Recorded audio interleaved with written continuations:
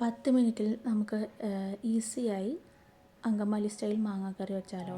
അതിനായിട്ട് പച്ചമാങ്ങ, അധികം പുളിയില്ലാത്ത പച്ചമാങ്ങ, കുറച്ചധികം സവാള, കുറച്ചധികം പച്ചമുളക്, ഇഞ്ചി, കുറച്ച് വെളുത്തുള്ളി, വേപ്പില എല്ലാം ചേർത്തിട്ട് ഒരു ചട്ടിയിലിട്ട് ഉപ്പും ഒരു ടീസ്പൂൺ മല്ലിപ്പൊടി, മഞ്ഞൾപ്പൊടി, മല്ലിപ്പൊടി, കാരണം മല്ലിപ്പൊടി കുറച്ച് ചേർത്താൽ മതി, കാരണം നമ്മളിത് തേങ്ങ അരച്ചാണ് വെക്കുന്നത് കേട്ടോ.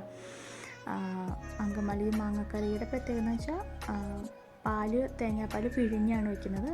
പക്ഷേ നമുക്ക് തേങ്ങ കുറവുള്ളപ്പോഴും നമുക്ക് കഴിക്കാനായിട്ട് ഉള്ള ആ രീതിയിലാണ് ഞാൻ തേങ്ങ അരച്ചാണ് വെക്കുന്നത് കേട്ടോ. ഇതെല്ലാം കുറച്ചധികം വെളിച്ചെണ്ണ ഒഴിച്ചതിന് ശേഷം നമ്മുടെ കൈ വെച്ച് തന്നെ നല്ലോണം ചട്ടിയിലിട്ട് തിരുമ്മണം. ഈ അങ്കമാലി മാങ്ങക്കറിയുടെ പ്രത്യേകത നമ്മൾ കൈ കൊണ്ട് തിരുമുന്നതിലും കട്ടി തേങ്ങാപ്പാലിലുമാണ് കേട്ടോ അതിൻ്റെ സ്വാദിരിക്കുന്നത്. അപ്പോൾ ഇതെല്ലാം ഞാനൊരു ചട്ടിയിലിട്ട് നല്ലോണം തിരുമ്മി ചട്ടി ഞാൻ അടുപ്പത്ത് വെച്ച് ആണ് കറി ഉണ്ടാക്കുന്നത്.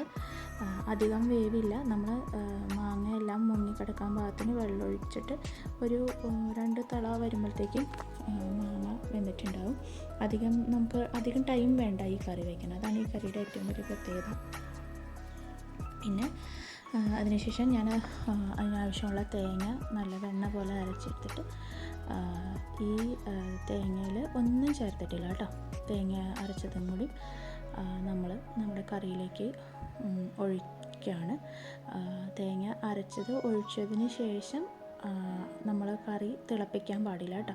തേങ്ങാപ്പാൽ ഒഴിച്ച് വയ്ക്കുന്ന കറികളാണെങ്കിലും തേങ്ങ അരച്ച് വയ്ക്കുന്ന കറികളാണെങ്കിലും അതിന് ശേഷം തിളപ്പിക്കാൻ പാടില്ല. നല്ലോണം ഒന്ന് ചൂടായിട്ട് ശേഷം നമ്മളത് അടുപ്പത്തുനിന്ന് മാറ്റി വയ്ക്കണം കേട്ടോ. അതിനുശേഷം കുറച്ച് ചുവന്നുള്ളിയും കറിവേപ്പിലയും കടുകും എല്ലാം കൂടി വറുത്തിട്ട് നമ്മുടെ അങ്കമാലി സ്റ്റൈൽ മാങ്ങക്കറി റെഡിയായി.